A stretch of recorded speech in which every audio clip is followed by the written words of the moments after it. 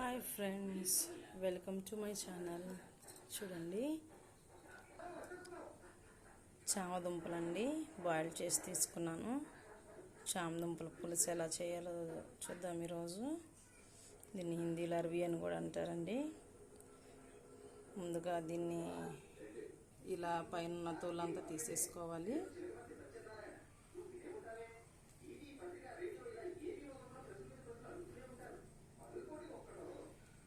ఇలా చేసుకోవాలండి. మొత్తం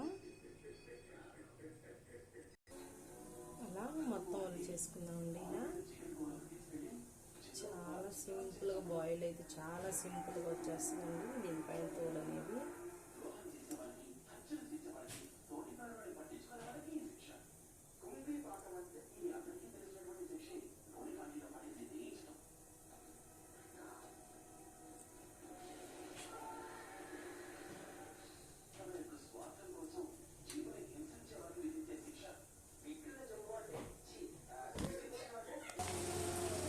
చూడండి ఫ్రెండ్స్, మొత్తం అయితే చేసుకున్నాను.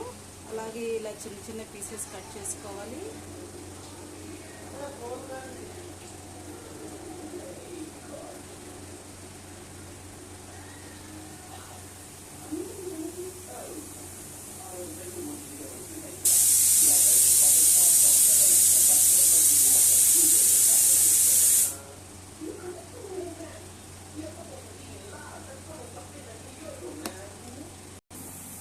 చూడండి, చిన్న చిన్న పీసెస్ ఇది కట్ చేసుకున్నానండి. ఇప్పుడు దీన్ని తాలింపు అనేది వేసుకుందాం.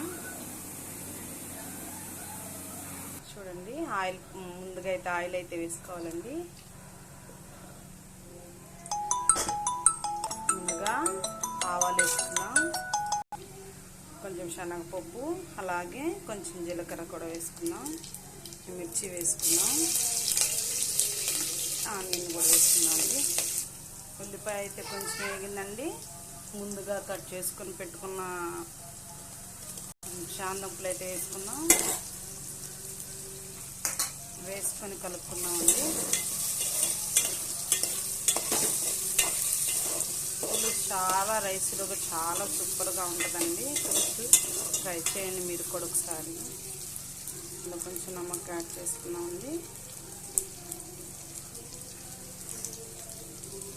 నమ్మకం యాడ్ చేసుకుని ముందుగా కలుపుకుందాం కొంచెం.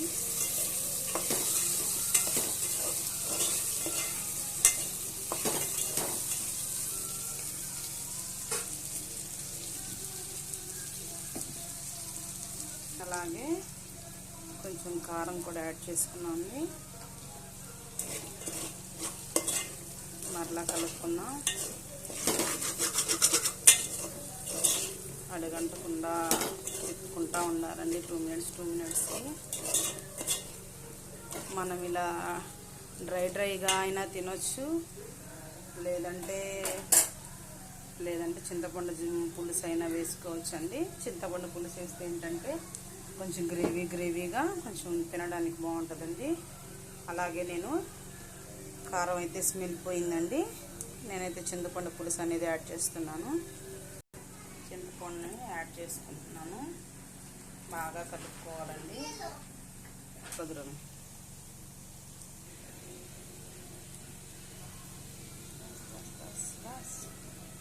నేను చింతపండు పులుసు అయితే వేసుకుంటున్నానండి. మీరు ఎంత పులుపు అయితే తింటారో అంత పులుపు యాడ్ చేసుకోండి. మేమైతే నార్మల్గానే తింటాను. చింతపండు అయితే ఎక్కువ వేసానండి. నేను కొంచెం వాటర్ యాడ్ చేసుకుంటున్నాను. దీంట్లో వాటర్ యాడ్ చేసుకున్న తర్వాత మరలా ఇంకొకసారి కలుపుదామండి. చూడండి, ఇలా కొంచెం వాటర్ అయితే యాడ్ చేసుకున్నాను నేను. 5 మినిట్స్ అట్లా ఉడికితే చాలా సూపర్గా ఉంటుందండి. టేస్ట్ చాలా బాగుంటుంది. ఒకసారి మీరు ట్రై చేయండి. చూడండి ఫ్రెండ్స్, ఇలా చామదుంపల కూర గ్రేవీ అయితే అయిపోయింది.